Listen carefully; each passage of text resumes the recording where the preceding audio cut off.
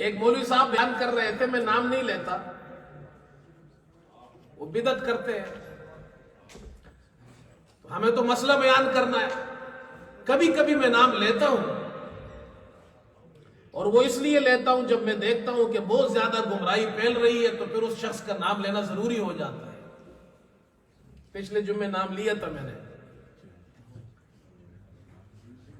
اور کبھی کبھی ہم مسئلہ بیان کر دیتے ہیں، اکثر و بیشتر نام نہیں لیتے، تو وہ اہل بدعت میں سے بدعت کرتے ہیں۔ انہوں نے کہا جی لوگ ہم پر اعتراض کرتے ہیں کہ تم بدعت کرتے ہو، تو کہتے ہیں تو پھر تو جہاز بھی بدعت ہے۔ یہ بھی رسول اللہ صلی اللہ علیہ وسلم کے زمانے میں جہاز بھی نہیں تھا، ریل گاڑی بھی نہیں تھی، گاڑی بھی نہیں تھی۔ تو بھائی اور ہمارے لوگ بیچارے سیدھے سادے ہوتے ہیں، وہ مولوی صاحب بیان کر رہے ہیں جو نیچے سے لوگ کہہ رہے ہیں سبحان اللہ سبحان اللہ۔ بیچارے مسلمانوں کو تو دین کا پتہ ہے نہیں، بیسک بنیادی چیزیں بھی نہیں معلوم۔ بھائی حضور صلی اللہ علیہ وسلم نے فرمایا من احدث فی امرنا ھذا ما لیس منہ فہو رد، ہمارے دین میں جو نیا کام شروع کرے وہ بدعت ہے۔ تو ریل گاڑی اور جہاز اور جناب کیا ہے موٹر سائیکل پہ آپ جائے یا گھوڑے پہ جائے اونٹ پہ جائے، یہ تو کوئی فرض ہے نہ واجب ہے نہ سنت نہ دین کا کوئی عمل ہے۔ جب یہ بات ان سے کی تو انہوں نے اگلی بات کی، یہ بھی میں آپ کو اس لیے بتا رہا ہوں تاکہ آپ کو یہ جواب معلوم ہو۔ بھئی ہم کسی سے لڑتے نہیں ہیں، ہمارا کام تو علمی بات کرنا، لوگوں کی اصلاح کرنا، اور دعا کرتے اللہ پاک ہمیں سنت پہ چلائے، بدعت سے بچائے۔ اب انہوں نے اگلا سوال کیا، انہوں نے کہا دیکھو یہ جو مسجد میں آپ نے محراب بنایا ہے نا، یہ محراب بھی رسول اللہ صلی اللہ علیہ وسلم کے زمانے میں نہیں تھا، تو یہ تو جناب مسجد ہے، تو مسجد تو جناب یہ تو دینی کام ہے نا، یہ تو اللہ کا گھر ہے، اور یہ محراب اس طرح رسول اللہ صلی اللہ علیہ وسلم کے زمانے میں نہیں تھا۔ آپ کو اعتراض سمجھ میں آیا؟ تو جواب اس کا سنیں۔ میں نے ابھی آپ کے سامنے 5 باتیں بیان کی، جو عمل قرآن میں ہو، حدیث میں ہو، صحابہ نے کیا ہو، تابعین نے، تبع تابعین نے، خیر القرون میں ہوا، اس کو بدعت نہیں کہتے۔ محراب مسجد میں کب بنایا گیا؟ سب سے پہلے کہتے ہیں کہ محراب کا آغاز حضرت عثمان رضی اللہ عنہ کے دور میں ہوا۔ کیسے ہوا؟ ایک عالم ہے شیخ طٰہٰ الولی، انہوں نے کتاب لکھی ہے مساجد پر، المساجد فی الاسلام، اسلام میں مساجد، اور وہ یہ فرماتے ہیں عثمان رضی اللہ عنہ نے جب مسجد نبوی کی دوبارہ تعمیر کی، اثر نو تعمیر کی، تو بہت خوبصورت بنائی، اس میں اچھی لکڑیاں لگائی، منقش اس میں اچھی چیزیں بنائی۔ تو جو امام کے کھڑے ہونے کی جگہ تھی، یہاں انہوں نے نشان لگایا، ایسا محراب نہیں بنایا لیکن نشان وہاں لگا دیا کہ یہ امام کی جگہ ہے، گویا محراب کا آغاز وہاں سے ہو گیا، نشان بنا دیا انہوں نے۔ پھر اس کے بعد عمر ابن عبدالعزیز رحمت اللہ علیہ کا زمانہ ہے۔ وفاء الوفا میں سہمودی نے لکھا ہے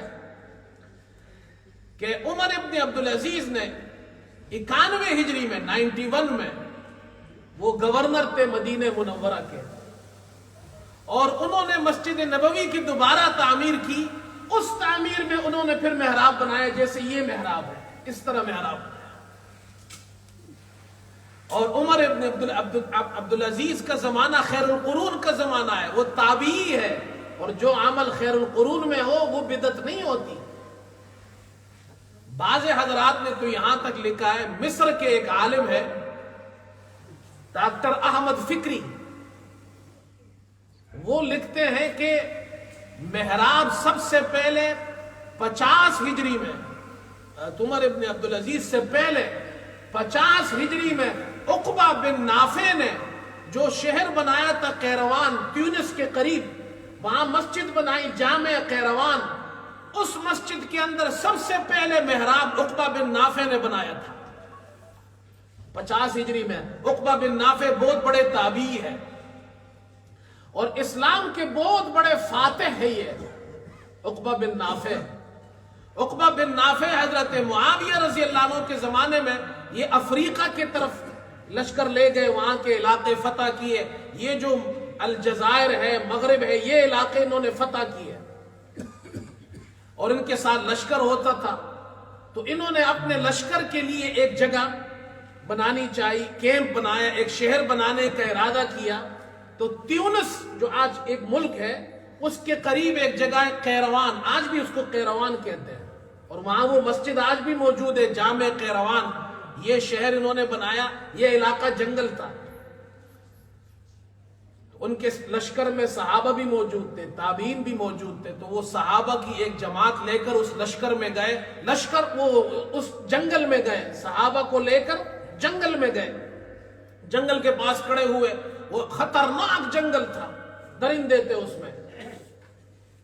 تو عقبہ بن نافع نے اعلان کیا، اور اعلان کیا اے جنگل کے درندوں، ہم محمد صلی اللہ علیہ وسلم کے صحابہ ہیں۔ اللہ اکبر، ہم محمد صلی اللہ علیہ وسلم کے صحابہ ہیں، ہم یہاں آئے ہیں، اور اس جنگل میں آپ شہر آباد کرنا چاہتے تھے، ہم تمہیں حکم دیتے ہیں کہ تم یہاں سے نکل جاؤ۔